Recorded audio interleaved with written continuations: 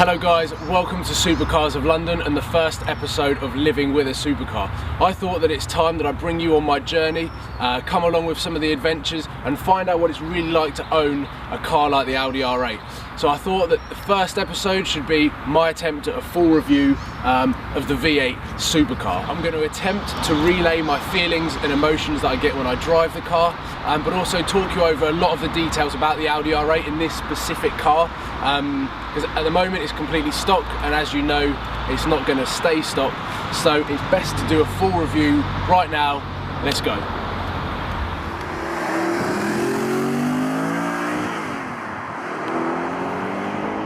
As you guys know, I've never actually done a review of driving a car. I've always been in the passenger side, so this is the first one, so bear with me. Don't go too harsh on the comments and some of my stats. But what we have here is a 2008 57 reg Audi R8 V8. It's a 4.2 litre engine that propels this car from 0 to 60 in 4.6 seconds, and it's got a top speed of about 187 miles an hour. It's four-wheel drive system, which is pretty similar to the Lamborghini Gallardo, as they're both the same sort of car. 70% to the rear and 30% to the front, which makes it quite fun in the wet.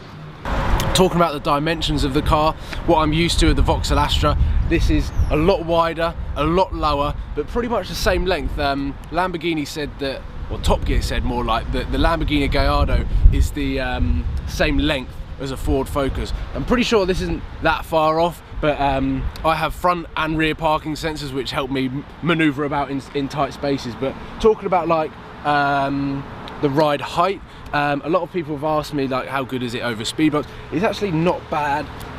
We've probably got about that much. I don't really know in inches or anything like that. I'm not a stats man, but what I do know is it's about 75 inches wide.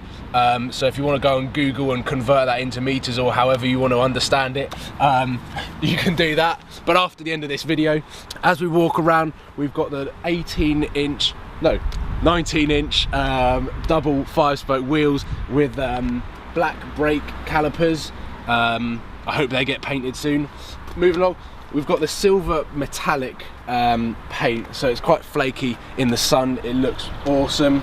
And then here we have probably the most expensive optional extra on the Audi R8 from new. It's the carbon fibre side blades. No idea how much they are. I think they're in the region of about £3,500. Check out some of the engine, nice and warm. And the things that you can differentiate between the Audi R8 V8 and V10, it's got 4 tailpipes, not exhausts. SB Race Engineering corrected me on the fact that these are tailpipes and not exhausts. The R8 V10 actually has 2 blades instead of 4, and this whole back is in black. And then moving around, V10 has different style wheels, as you've probably seen on the likes of Shmee 150's car.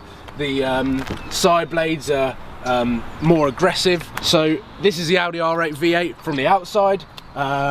Let's head inside and we'll talk about some of the details of the interior. So inside the Audi R8 V8, you sit quite low to the ground. I'm probably about 2.5–3 feet off the ground eye level. We've got the, I don't even know, a flat bottom steering wheel, and it's like full leather. So it's nice to have when your hands are like that, but it's quite weird and quite funny to get used to having the steering wheel with a flat bottom. We've got a hell of a lot of carbon all around here, which again is optional extras. And then ahead of me, we've got some controls that you can use to do the sat nav or the music system.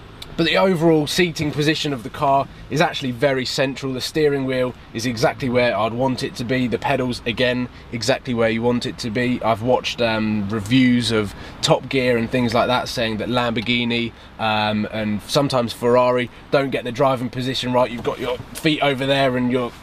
But for the Audi, of course, as being German, it's absolutely perfect. And then if we start it up, you have to put your foot on the clutch, steering wheel in, and you see the dials go crazy for a bit. and it all sort of goes red. Copyright issues with music. And here we go, let's go for that. There you can see that we've got the SD cards. That's also where the sat-nav sits as well. I think I haven't even used sat-nav.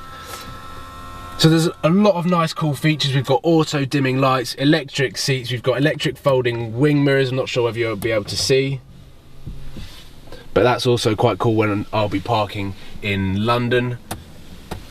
And overall it's just a really nice spec car, and obviously when you start it up you get the big V8 grumble. So we'll go and take this car for a spin.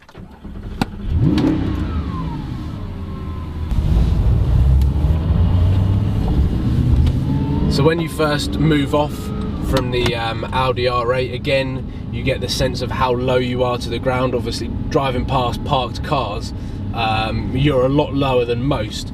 The car doesn't feel like a supercar. It doesn't feel very wide. It doesn't feel very powerful. And you can really drive it very sedated and sort of pootle around town in it and get decent miles to the gallon, which of course is always on my mind. Driving this car, having gone from the Vauxhall Astra, which probably got about 500 miles to a tank, and it cost about 65-70 quid to fill up, whereas this, I get about 300 miles to a tank, but it cost me £104, as you saw when I epically failed the first fuel stop. But you probably have to wait around 10 minutes before the oil of the engine warms up and you can really get this car going, but luckily I've already warmed the car up so we can go pretty much straight away. Talking about the sound of the V8, not sure whether you can hear it, but it's actually quite whirry at the moment.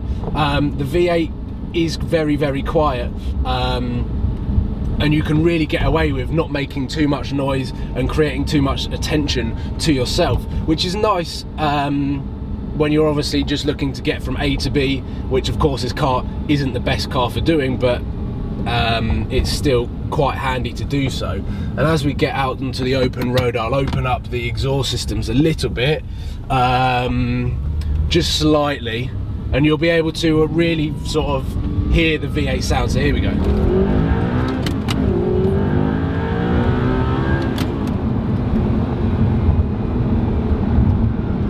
See what I mean?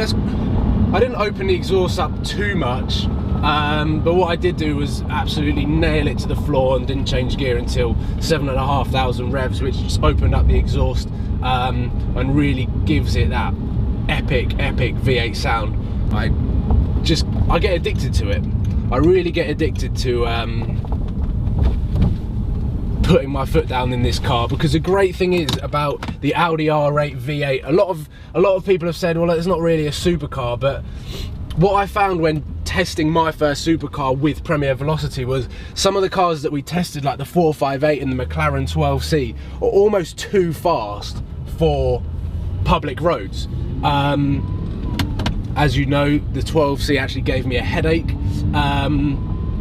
And the 458, it's so fast, but it's also so dangerous because you can lose your license like that, whereas this is manageable power.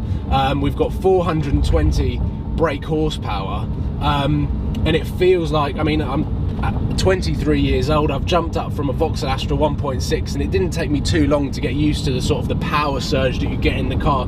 So we're doing 2,500 revs now, 30 miles an hour in third gear, and just put my foot down and it just wants to go. The Audi R8 was created to be a rival to the Porsche 911, and I think it's doing a great job because it looks absolutely brilliant. I love the looks of the Audi R8. This car's what, 6 years old now, but it still looks just as good as it did when it first came out, which is something that you can't say about some of the old Porsches. The sound wise, again, it's absolutely brilliant, and like, I just can't get away from the fact that you can drive this at very slow speeds, get away with it, and open the taps when you want. I mean, there's a gap here of like 15 feet and you just put your foot down and it's just so much fun. So let's touch upon the handling of the Audi R8 and actually being behind the wheel of the 4.2 V8. My first impressions of actually driving it for the first time, which was after I bought it, because of course I didn't test drive it, was that the steering wheel is really quite heavy, and at low speeds it takes a lot of getting used to. It's almost having the Vauxhall Astra, which was a 2007, which obviously had power steering. This sort of feels like I'm going back in time a bit, and it doesn't have power steering. Here we go. We've got some nice turns, and the brilliant thing about this car is obviously it's built for speed and built for cornering. It just hugs the corners like it's not even trying, which is probably the best thing about driving a car that's so low to the ground, has such fat tyres, and it's got so much power. Driving the Vauxhall Astra, the tyres are probably half the width, so when you're going around a corner, like, you'll feel like you're going to topple over like a bus or something like that. But like driving around, like with the traction on, obviously, it really hugs the road, and it's a real pleasure to drive. So we're just coming around to this sort of U-bend now, and I'm just like, got one hand on the steering wheel, and I'm not really trying, and I took that turn at like, oh, this is gonna be, oh, my heart was in my mouth there. That van was inches in my wing mirror. Oh my god.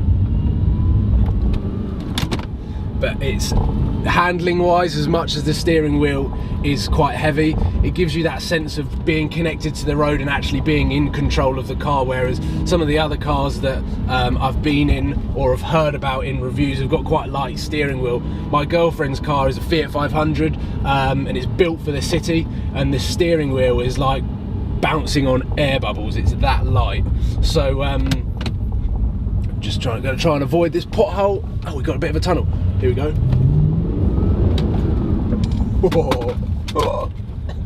There we go, there's the brakes. What the hell? We've come to an impromptu car boot sale or something like that, and I don't really know what's going on. And they're realising that we're videoing. What's going on? I have no idea, but we're getting quite a lot of looks for interrupting, I think is the word.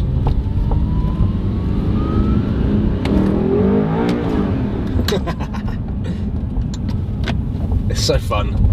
It's so fun to drive like this. Oh, we're coming into a nice little quiet road, so I think this is probably a nice place to summarise on what it's actually like to drive the Audi R8 and sort of finish off my first ever review.